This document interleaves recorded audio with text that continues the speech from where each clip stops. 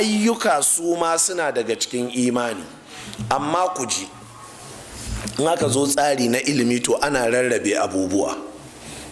Ko kun fahimta? In aka zo tsari na ilimi ana rarrabe abubuwa, sai a ce musulunci shine ayyukan sarari, imani su ne ayyukan ɓoye. To kaga waɗannan an yi ne don a bambance maka, amma yanzu yadda da littattafan annabawa ba musulunci ba ne? Musulunci ne.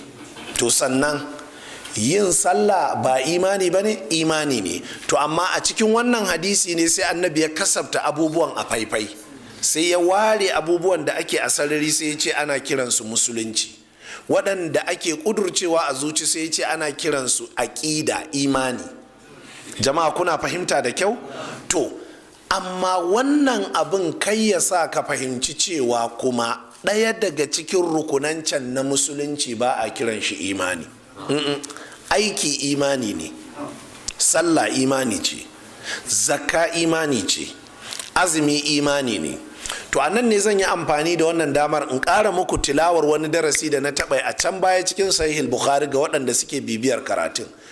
A farkon sahihul bukhari zaka ga imamul bukhari ya ce kitabul iman, bayan da ya gama kulla kitabu badi'il wahyi ya kawo ainihin kitabul ilm sai ce kitabul iman. Me imamul bukhari yake nufi da imani anan?